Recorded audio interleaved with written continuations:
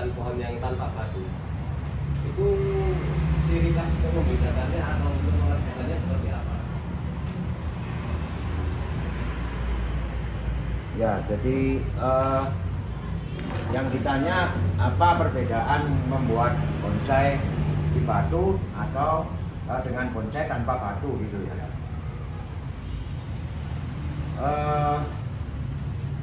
Membuat bonsai itu harus tahu dulu konsepnya mau apa. Jadi saya akan khusus berbicara menjawab yang di batu dulu. Di sini kita sudah mendapatkan bahan yang memang pohon ini dari alamnya hidup di batu. Sekarang tinggal sampai di mana kita mendapatkan bahan pohon ini. Artinya bisa saja kan batunya cuman kecil, bisa saja batunya segede ini. Nah di sini kita harus jeli menangkap apa yang ada atau apa yang didapat dari alam. Kalau gambarannya batunya besar seperti ini, berarti kan kita mengibaratkan batu ini sebuah bukit, kemudian pohonnya hidup di atas bukit. Nah ini sudah jelas artinya bahwa sudah tidak ada simbol-simbol lagi pada kenyataan hidup atau pada presentasi hidup pohon ini. Jelas kita akan membuat pohon yang hidup di atas bukit. Nah, sekarang bedanya kalau dengan pohon yang tanpa batu, semua bonsai harus menampilkan sebuah pohon dan wadah dia ataupun tempat dia hidup. Tempat dia hidup kalau yang ini dipresentasikan dengan batunya, kalau yang ini yang tanpa batu dipresentasikan lewat simbol potnya. Jadi pot itu sebenarnya ada maknanya mas, ada simbolnya. Jadi kalau pot tipis itu simbol dataran. Kalau pot agak tebal simbol tebing. Kalau pot tinggi simbol gunung, bukit atau apa. Nah, ini kita membuat sebuah gambaran nyata. Ini kita yang tanpa batu, kita membuat gambaran imajiner pada tempat dia tumbuh. Perbedaannya itu. Pot itu secara tidak langsung mewakili di mana dia tumbuh. Betul. Nah, itu simbol. Nah itu, jadi kalau yang di batu nyata kita ada simbol-simbol nyata, kita menggambarkan kehidupan dia di tebing nyata. Seperti painting Cina, pernah lihat ya mas? Mereka membuat gunung dari batu, gambaran sebuah gunung. Itu kenyataan, pokoknya dibuat kecil-kecil, kenyataan. Sebenarnya presentasinya itu sama. Pada saat kita menentukan wadah tanam untuk pohon seperti ini hidup di bukit, berarti yang dipilih kan potnya kan hijau. Nah itu kita harus menggambarkan bahwa memang pohon ini hidupnya di bukit. Sama kalau ini kan jelas. Kita menggambarkan, konsepnya adalah menggambarkan sebuah pohon atau beberapa pohon yang hidup di tebing.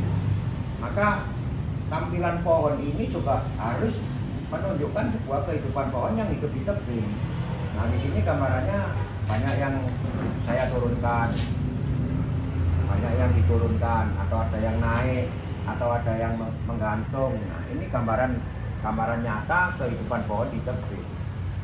Nah, banyak teman-teman yang mungkin sering lihat membuat bonsai di depan tebing, tetapi gambaran pohonnya pohon formal.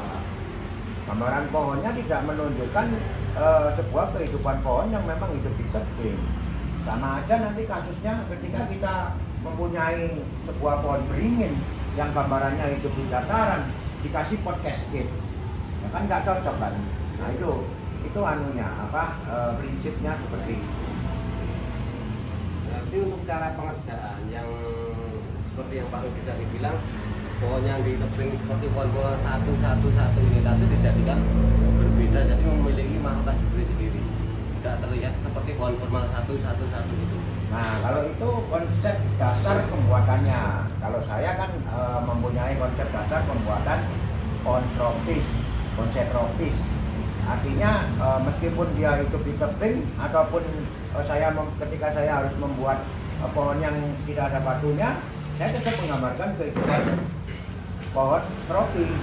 Nah, pohon tropis itu memang gambarannya adalah banyak mahkota, memanfaatkan kekuatan tumbuh. Nanti kalau sekarang kekuatan tubuh ini dimanfaatkan dalam kondisi apa? Kalau dalam kondisi dia hidup di tebing, ya saya harus ngasih ada yang turun, ada yang gantung, ada yang naik kan gitu. Nah, itulah sebuah presentasi yang nyata.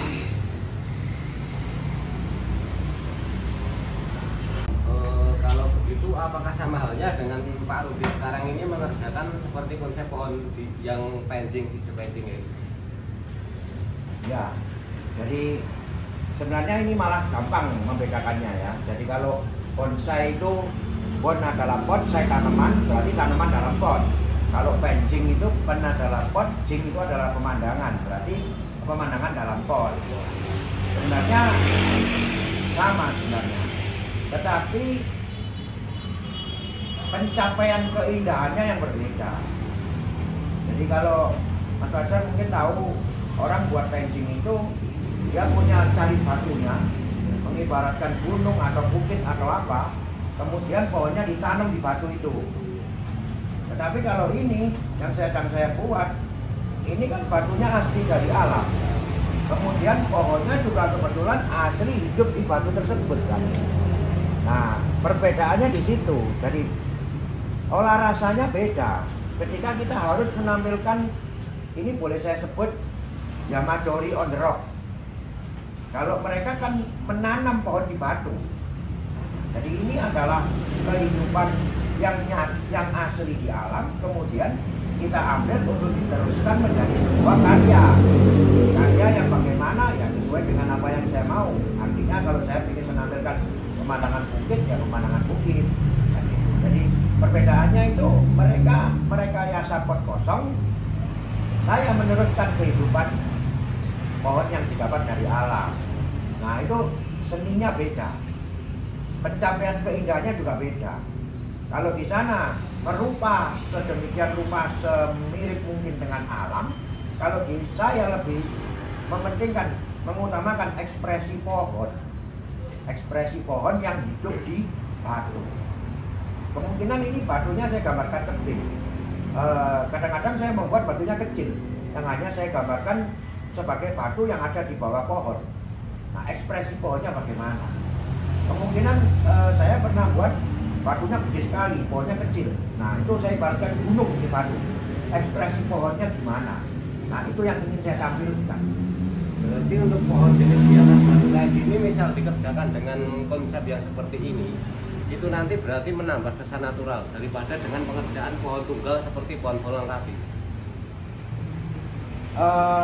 Ya, kesan natural itu harus terwujud, baik Mas Fajar buat yang batu maupun buat yang di pot, semuanya harus diwujudkan.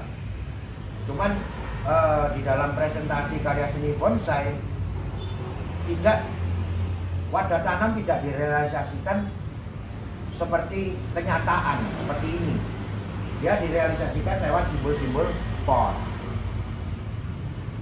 Kalau natural ya harus natural juga, pot pun juga harus natural. Artinya harus nampak seperti pohon kan gitu, natural. Karena memang pada dasarnya kita kan sedang membuat miniatur pohon.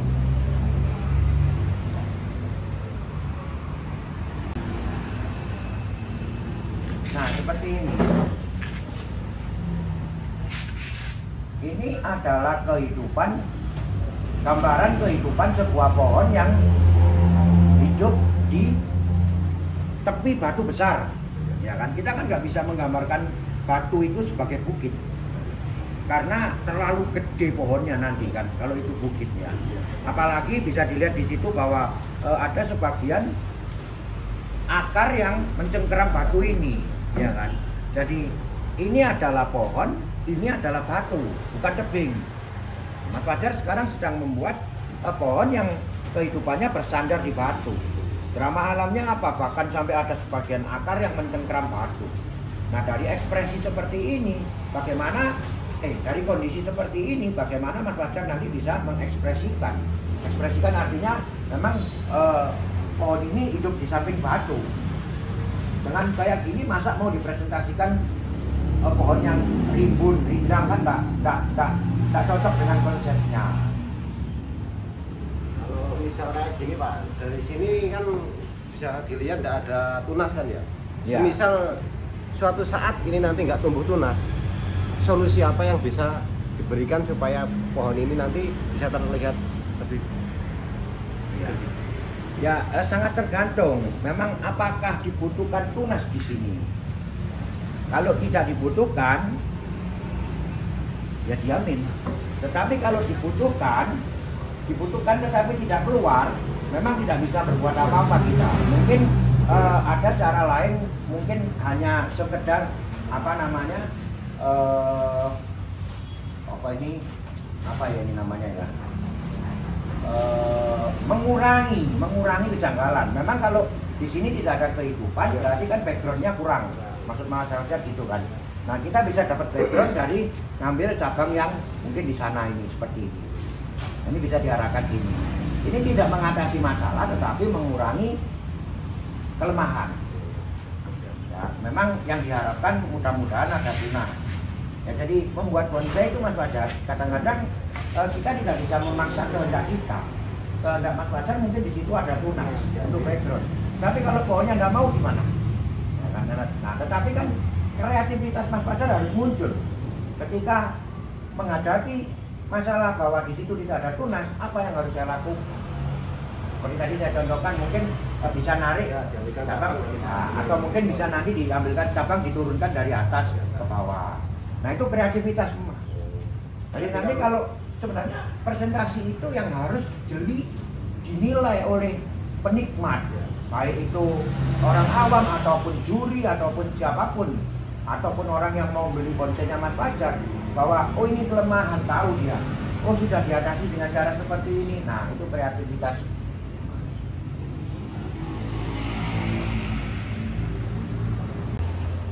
Oh iya Pak, saya kan udah sering lihat ya pohon itu yang dengan kondisi seperti ini itu malah menjadi permasalahan, memiliki nilai minus kalau menurut saya. Itu berarti cara mengatasinya seperti ini ya. Jadi semua pohon kan punya kelemahan, Mas. Nggak ada pohon tampil sempurna, kan nggak ada.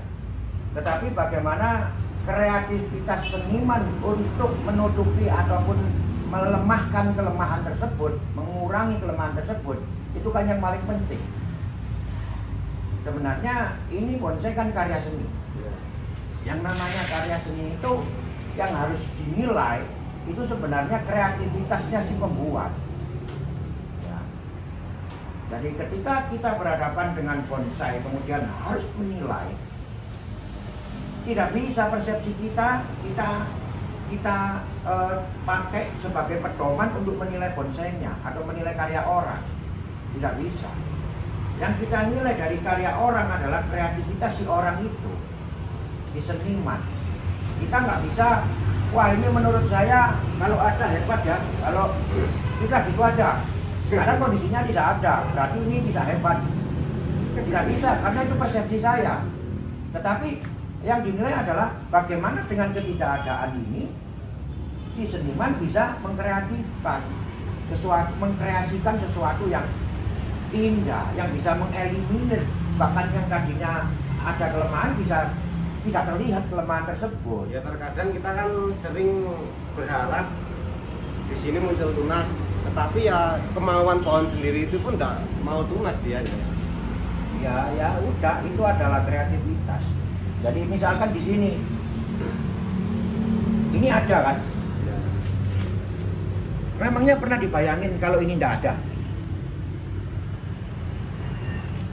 Wah ini kalau ini nggak ada tambah bagus. Kan sama kan pertanyaannya, saya balik. Dari tidak ada dipertanyakan, dari ada juga dipertanyakan. Semuanya begitu. semuanya akan begitu. Tetapi ketika Mas Fajar mengambil keputusan bahwa ini yang ada ini tidak bagus, tidak sesuai dengan apa yang saya inginkan, ya potong aja. Tetapi ketika ini dinyatakan kosong dan Mas Fajar, oh ini lebih baik kosong, ya biarkan saja, jangan diada-adakan. Ya itu. Nah sekarang kan lebih baik kita berpikir bahwa apa yang ada kita maksimalkan, kan gitu. Tidak berandai-andai apabila ini ada, apabila ini tidak ada, tidak begitu. Kreativitas munculnya dari situ. Kalau kita berharap sesuatu yang tidak ada, itu bukan kreativitas namanya, mimpi itu, imajiner, berkhayal.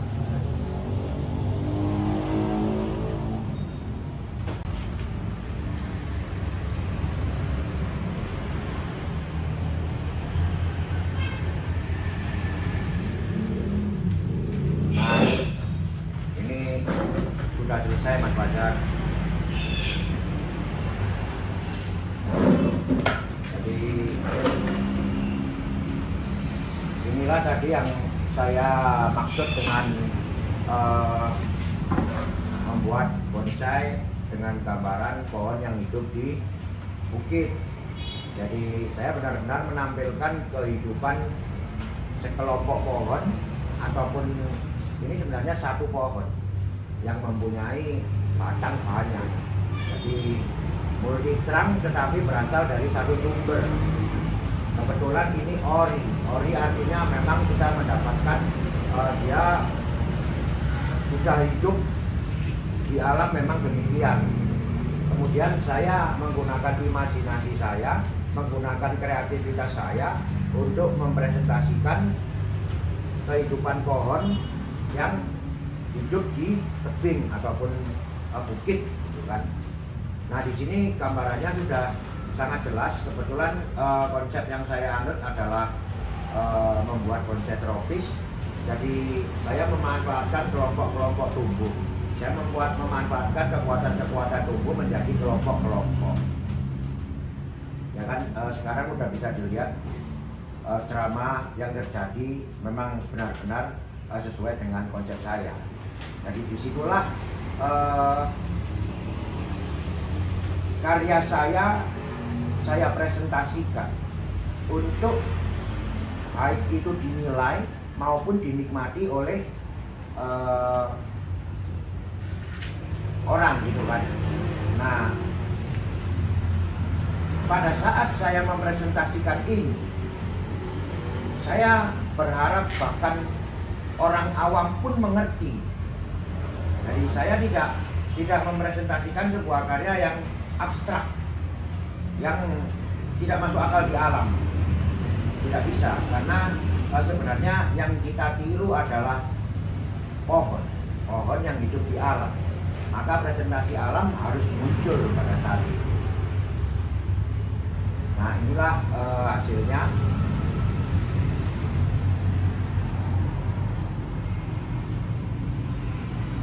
Ini adalah penanganan kedua ya Mas?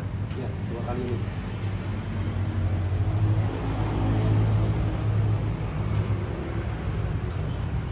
Ya Mas, ada pertanyaan Mas, mungkin Mas? Berarti nanti pembagian tajuk itu disesuaikan dengan kondisi cabang dan kekuatan masing-masing batang pohon. Iya, jadi sekarang Mas Fajar boleh dilihat masing-masing kekuatan ini saya menampilkan kelompok pemimpin. Ya kan? Artinya dari satu kelompok ini mempresentasikan satu pohon, dari kelompok ini mempresentasikan satu pohon. Nah itu yang jelas. Jadi kalau itu bisa ditangkap oleh penikmat, berarti presentasi saya terhadap mempresentasikan pohon banyak terwujud.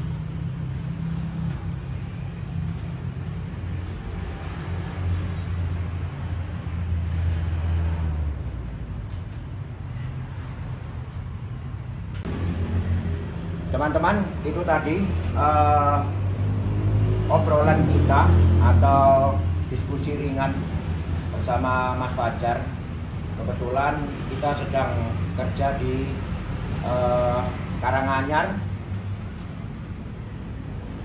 Mas Fajar selalu membantu saya dalam menangani beberapa pohon milik Bapak Iksan di Karanganyar. Ya, kadang-kadang sharing bisa terjadi antara saya dengan Mas Fajar yang kebetulan sering membantu saya. Hal ini akan lebih